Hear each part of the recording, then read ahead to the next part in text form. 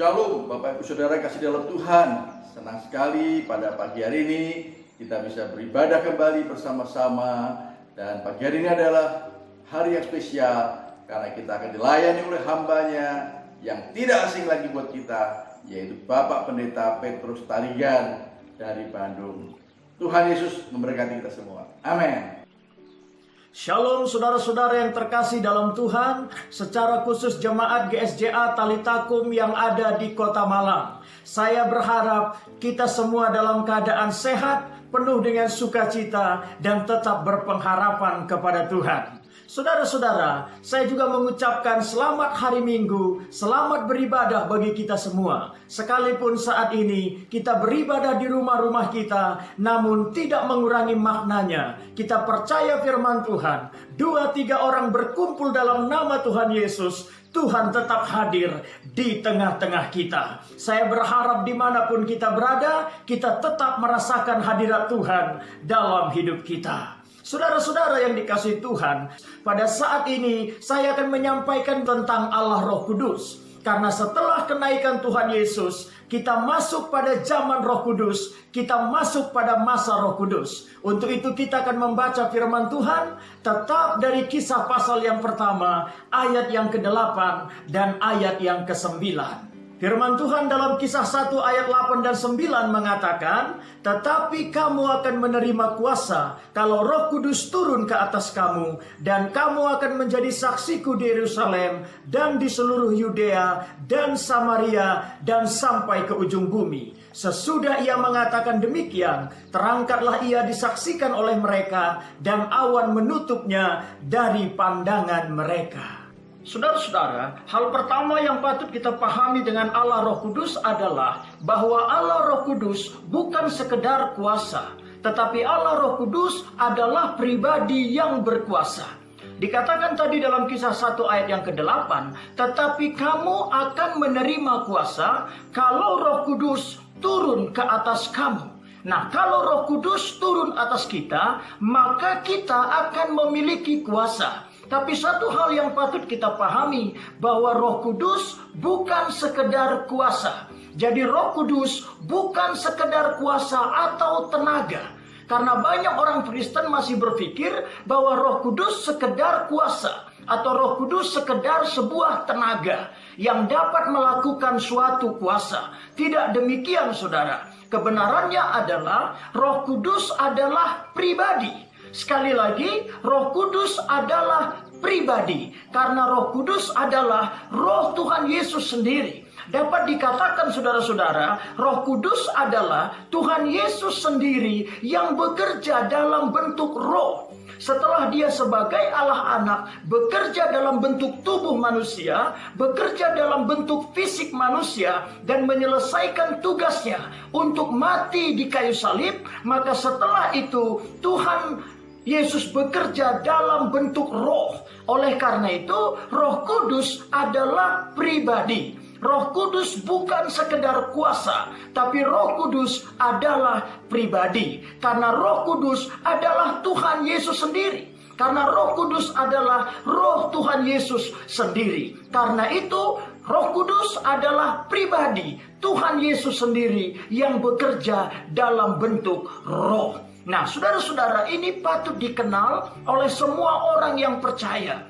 Kita harus mengenal Roh Kudus bukan sekedar sebagai kuasa, tapi kita harus mengenal Roh Kudus sebagai pribadi yang berkuasa. Ketika kita melihat Roh Kudus sebagai pribadi, maka kita akan menghargai Dia, maka kita akan menghormati Dia, maka kita akan berjalan bersama-sama dengan Dia.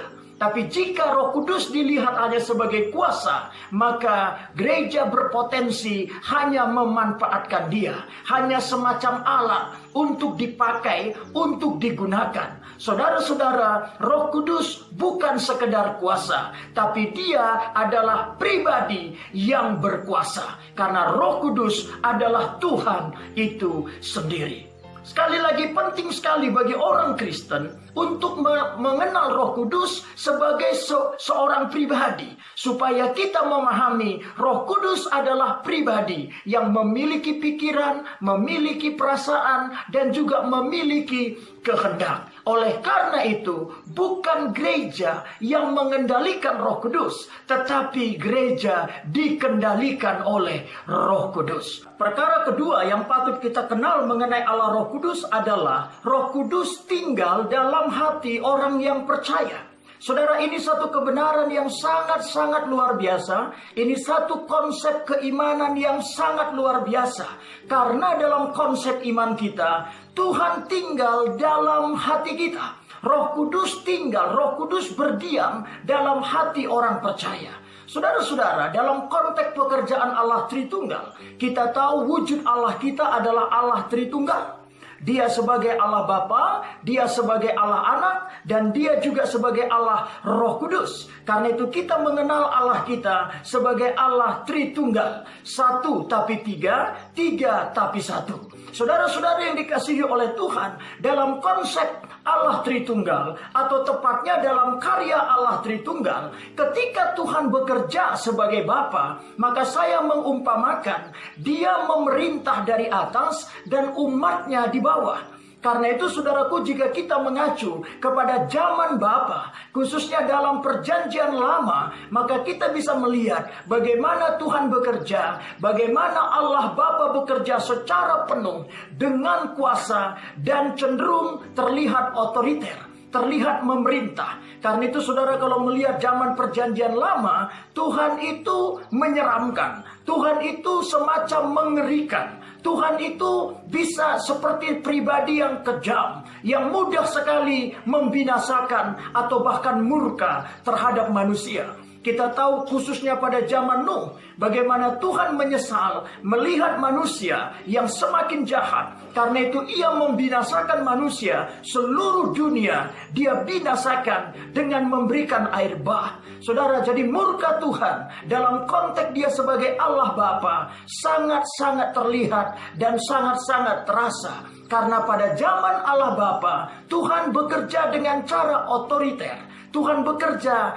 dengan cara yang sangat keras. Berbeda ketika Dia turun menjadi anak, ketika Dia menjadi manusia dalam Yesus Kristus. Saudara, kata kunci dalam Yesus Kristus adalah kasih karunia. Karena itu pada zaman anak, Tuhan bekerja dalam kasih karunia. Tuhan bekerja di dalam kebaikannya. Saudara, karena itu pada zaman anak, saya katakan Dia setara dengan kita. Dia rela menyetarakan diri sama seperti kita manusia. Dia mengambil rupa seorang hamba, Dia mengambil rupa seorang manusia, dan sama dengan manusia. Oleh karena itu, jika pada zaman Bapa Tuhan memerintah dari takhta dan umatnya ada di bawah, maka pada zaman anak Dia ada di antara kita. Dia setara dengan kita. Oleh karena itu pada zaman anak, saudaraku, Tuhan berdampingan dengan manusia. Bahkan pada zaman itu orang bisa menyentuh, orang bisa bercakap-cakap, orang bisa langsung berbicara secara manusia kepada Tuhan Yesus. Nah, saudara, setelah Tuhan Yesus naik ke surga, maka Dia bekerja dalam bentuk roh dan Dia masuk dalam hati orang percaya. Dia tidak dari atas memimpin kita, Dia tidak setara tapi tetap di luar kita, tetapi Dia masuk ke dalam kita. Saudara-saudara, saya mengatakan inilah satu konsep keimanan yang sangat hebat, yang sangat luar biasa. Karena itu sekali lagi kita bangga sebagai orang yang percaya. Apakah kebanggaan kita? Kebanggaan kita adalah Tuhan yang kita sembah tidak berada di luar kita, tapi Tuhan yang kita sembah berada di dalam kita. Karena itu saudara-saudara, kebenaran kedua tentang Allah Roh Kudus adalah Dia tinggal di dalam kita. Roh Kudus bernaung di dalam kita. Kediamannya ada dalam hati kita. Tuhan bertakhta di hati orang percaya. Saudara, ini sangat-sangat luar biasa. Roh Kudus ada di dalam saudara dan saya. Tuhan ada di dalam kita. Karena itu Alkitab juga mengatakan bersama dengan Tuhan kita sanggup melakukan perkara yang besar. Mengapa kita sanggup melakukan perkara yang besar? Karena Tuhan tidak di luar kita. Pada zaman Roh Kudus saat ini, Roh Kudus Tuhan ada di dalam kita. Karena itu saudara, firman Tuhan dalam 1 Korintus 6 ayat 19 dikatakan, atau tidak tahukah kamu bahwa tubuhmu adalah bait Roh Kudus yang diam di dalam kamu, Roh Kudus yang kamu peroleh dari Allah, dan bahwa kamu bukan milik kamu sendiri. Jadi Paulus menulis saudaraku dalam 1 Korintus 6 bahwa tubuh kita ini adalah bait Roh Kudus. Tubuh kita tempat tinggal Roh Kudus. Karena itu esensi gereja yang pertama adalah tubuh kita. Gereja memiliki 3 tingkat, gereja secara pribadi, gereja secara organisasi, dan gereja secara universal. Tapi esensi utama gereja adalah pribadi kita. Karena itu apakah gereja? Gereja yang paling utama adalah diri kita. Saudara, percayalah bahwa tubuh saudara adalah bait Roh Kudus, bahwa tubuh kita adalah rumah Roh Kudus, dan hati kita adalah tahta dari Roh Kudus.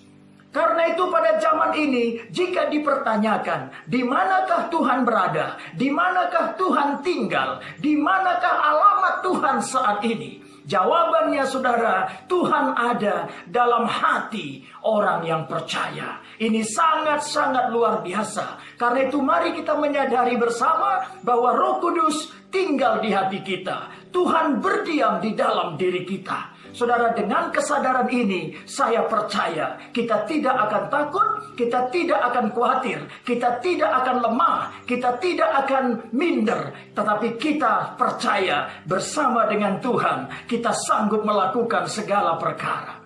Saudara-saudara yang dikasihi oleh Tuhan, ini adalah kebenaran kedua yang patut kita paham saat ini. Bahwa Allah Roh Kudus tinggal di hati kita, bahwa Allah Roh Kudus berdiam di dalam diri kita, bahwa tubuh kita adalah baitnya.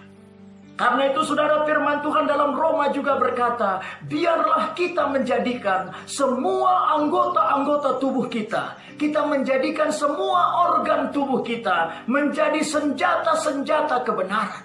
Biarlah seluruh organ tubuh kita dapat menjadi alat yang dipakai oleh Tuhan. Karena Roh Kudus itu berbentuk roh, saudaraku. Dia tidak memiliki wujud. Roh Kudus itu seperti angin yang tidak terlihat tapi terasa.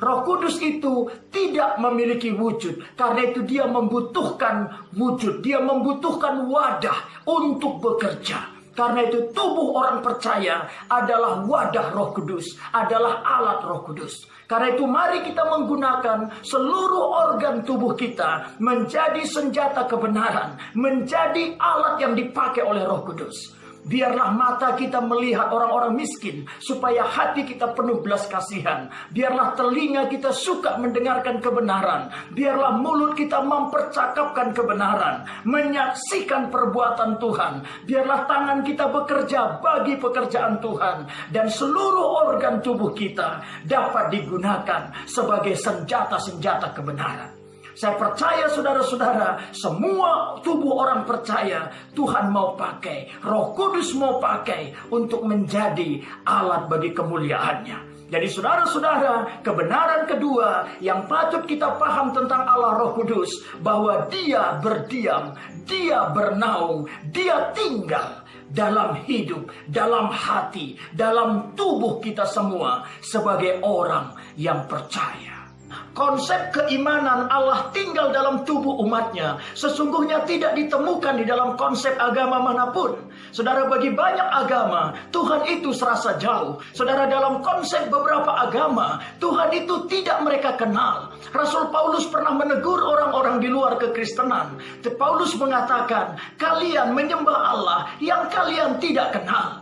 Banyak agama hanya melakukan rutinitas-rutinitas, ritual-ritual secara manusiawi. Sekalipun itu mereka tujukan kepada Tuhan atau mereka anggap kepada Tuhan. Tetapi konsep Tuhan tinggal dalam tubuh umatnya tidak ditemukan dalam konsep agama manapun. Tapi kita bersyukur saudara, dalam konsep kekristenan kita ada satu konsep yang sangat luar biasa, bahwa Roh Allah tinggal di dalam tubuh kita, bahwa Roh Kudus bernaung di dalam diri kita. Karena itu sekali lagi, sebagai orang yang percaya, mari kita menyadari kebenaran ini, bahwa Tuhan tidak jauh, bahwa Tuhan tidak misteri. Dia sangat dekat, bahkan dia paling dekat, lebih dekat dari siapapun di bumi ini. Roh Kudus ada di dalam tubuh kita, Roh Kudus ada di dalam diri kita, tahtanya di dalam hati kita. Saudara-saudara, dengan kesadaran ini, saya percaya kita tidak akan pernah takut, kita tidak akan pernah khawatir, bahkan kita percaya bersama dengan Tuhan, kita sanggup melakukan perkara-perkara yang besar. Karena kita bukan sendiri melakukannya, tetapi kita tahu Roh Kudus Tuhan tinggal di dalam diri kita. Saudara-saudara yang dikasihi oleh Tuhan, betapa luar biasanya di zaman Roh Kudus, betapa penuh kemuliaannya hidup di zaman Roh Kudus. Bahkan di zaman Perjanjian Lama, di zaman nabi-nabi, di zaman rasul-rasul terdahulu, Tuhan tidak tinggal di dalam umatnya. Kalau saya berkhotbah tentang pembaharuan dari Perjanjian Lama ke Perjanjian Baru, maka salah satu pembaharuan yang dikerjakan adalah tentang pemberian Roh Tuhan.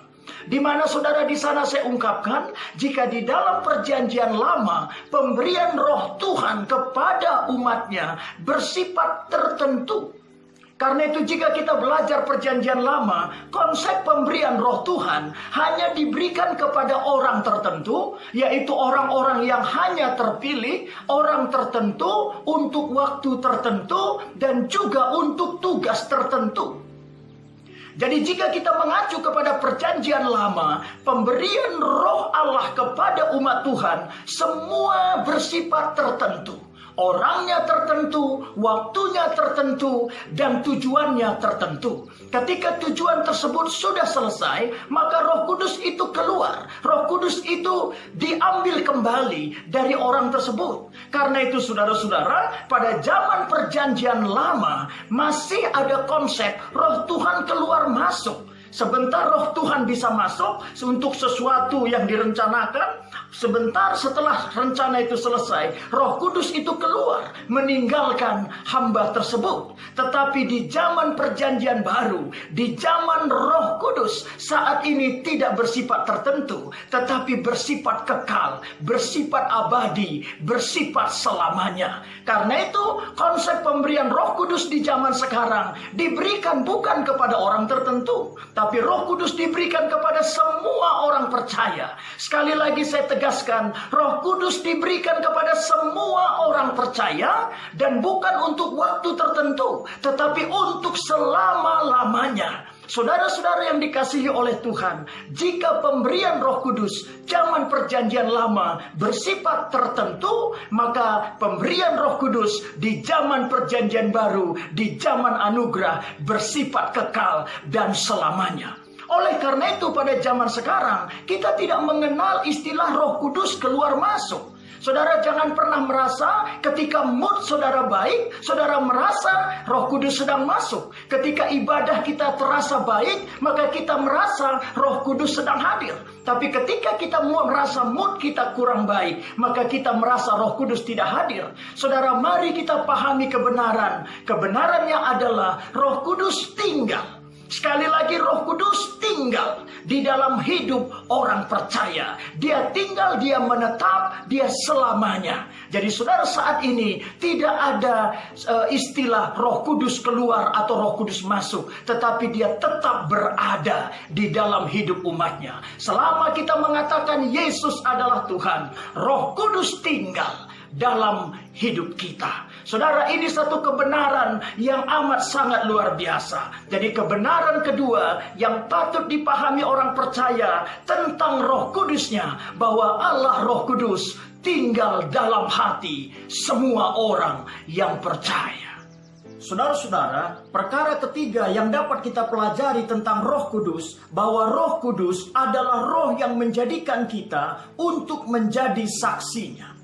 Tadi dikatakan di dalam Kisah 1 ayat yang ke-8, tetapi kamu akan menerima kuasa kalau Roh Kudus turun ke atas kamu, dan kamu akan menjadi saksiku di Yerusalem, di Yudea, Samaria, bahkan sampai ke ujung bumi.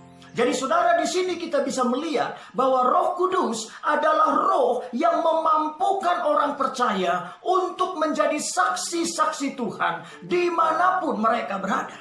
Karena itu Roh Kudus adalah roh yang menjadikan kita menjadi kesaksian, dimampukan hidup kita untuk bersaksi dan menjadi kesaksian dimanapun kita berada. Ini satu hal yang sangat luar biasa. Saudara dan saya dipanggil untuk menjadi saksi-saksi Tuhan. Menjadi saksi Tuhan adalah sebuah kehormatan, karena kita dipercayakan oleh Tuhan untuk memberitakan kematian dan kebangkitan Tuhan sampai Dia datang. Karena itu saudara, salah satu tanda orang yang penuh Roh Kudus adalah dia rindu bersaksi, dia mau bersaksi, dia antusias untuk menyaksikan imannya, untuk menyaksikan kesaksian hidupnya, untuk menyaksikan perbuatan Tuhan dalam hidupnya. Tanda orang yang penuh dengan Roh Kudus, kerinduannya untuk menjadi saksi dimanapun dia berada. Tadi juga dikatakan bahwa kita menjadi saksi dari Yerusalem, Yudea, Samaria, bahkan sampai ke ujung bumi. Saudara-saudara, dapat dikatakan orang percaya diharapkan menjadi saksi di tengah-tengah keluarganya. Menjadi saksi diawali dari tengah-tengah keluarga kita. Bagi seluruh kaum keluarga kita, kita boleh menjadi berkat, kita boleh menjadi terang, kita boleh mempengaruhi mereka secara positif, bahkan secara kebenaran, sehingga seluruh kaum keluarga kita dapat mengenal Tuhan dan percaya kepada Tuhan.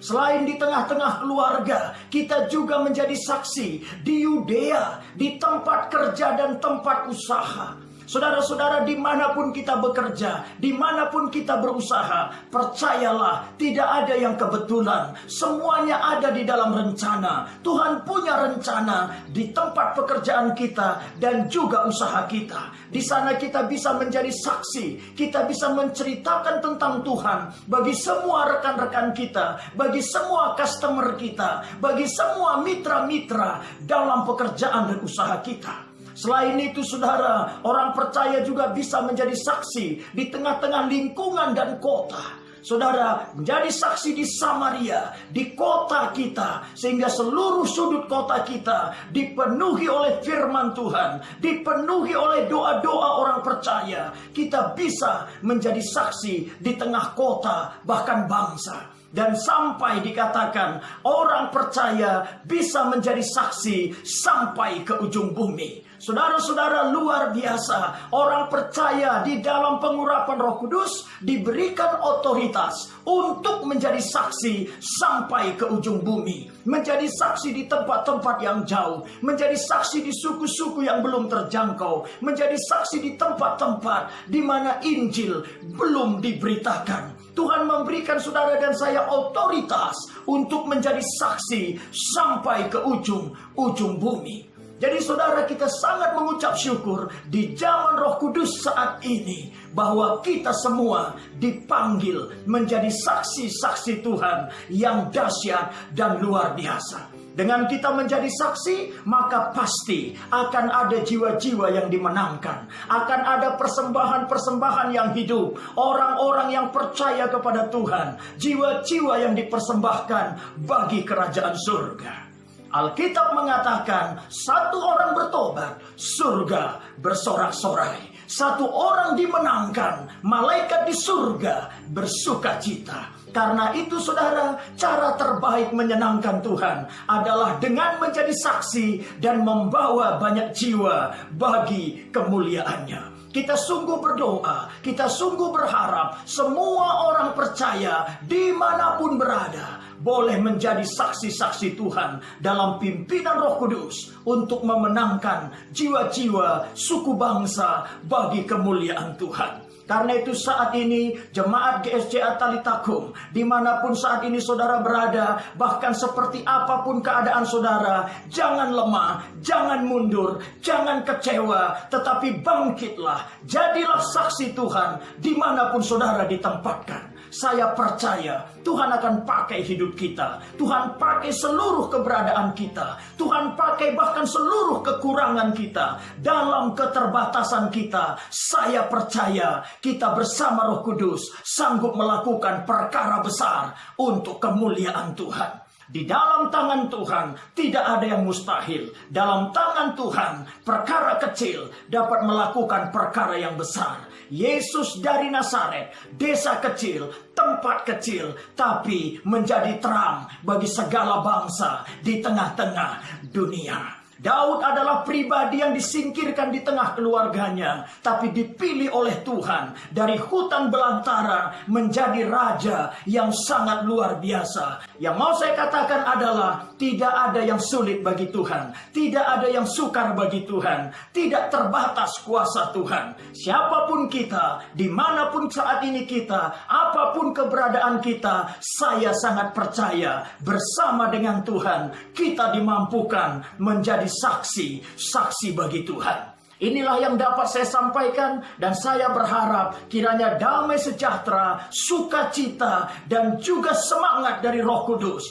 Roh yang berapi-api, Roh yang menyala-nyala, biarlah memenuhi semua hati kita. Alkitab dalam Roma 12 ayat 11 berkata, janganlah hendaknya kerajinanmu kendor, tapi biarlah roh kita menyala-nyala untuk melayani Tuhan, untuk bersaksi tentang Tuhan. Inilah saudara yang dapat saya sampaikan. Doa saya menyertai kita semua. Tuhan Yesus memberkati. Mari kita berdoa bersama-sama. Bapa kami dalam surga, kami mengucap syukur pada saat ini karena Engkau sudah berfirman bagi kami. Dan saat ini kami tahu Engkau adalah Roh Kudus. Roh Kudus adalah pribadi Allah sendiri yang tinggal di hati kami dan menyertai hidup kami. Dan kami juga saat ini tahu Roh Kudus membuat kami menjadi saksi. Karena itu Tuhan, bangkitkan kami, bangkitkan hati kami, bangkitkan hidup kami, agar kami semua menjadi saksi Tuhan dimanapun kami berada. Sehingga melalui hidup kami ada jiwa-jiwa, ada kota-kota, bahkan ada suku bangsa yang boleh percaya kepadamu. Kami serahkan seluruh hidup kami, keberadaan kami, tubuh jiwa roh kami, rumah tangga kami, usaha kami, pekerjaan kami, bahkan nyawa kami. Kami pertaruhkan semuanya dalam tangan kuasa-Mu. Terima kasih Bapa dalam surga, kami mengucap syukur atas hari-hari yang Tuhan karuniakan bagi kami. Dalam nama Tuhan kami Yesus Kristus, kami sudah berdoa dan kami mengucap syukur. Haleluya. Amin. Amin. Tuhan memberkati kita semua. Puji Tuhan, kita bersama-sama sudah mendengarkan dan menyaksikan firman Tuhan yang dilayani oleh hambanya Bapak Pendeta Petrus Tarigan. Terima kasih Bapak Petrus yang sudah melayani kita semua. Saya percaya kita semua sudah diberkati oleh Tuhan. Pagi hari ini saya ingin menyampaikan dua buah pengumuman. Yang pertama yaitu sebentar setelah selesai ibadah ini, kita akan bersama-sama gereja kita mengadakan donor darah. Tolong Bapak Ibu Saudara yang tidak ikut donor darah, doakan semua acara ini supaya jadi berkat. Dan bagi Bapak Ibu Saudara yang akan ikut donor darah, tetap semangat, tetap sukacita, dan kita menjadi berkat bagi banyak orang. Yang pertama itu. Yang kedua, seperti biasa di dalam warta gereja ada disediakan amplop ya. Bapak Ibu Saudara bisa mengisi untuk persembahan ya, baik persembahan kolektor, dana pembangunan atau dana misi. Bapak Ibu Saudara bisa membawa ke gereja setiap hari Minggu jam 9 sampai jam 12 siang. Tuhan Yesus berkati kita semua. Amin.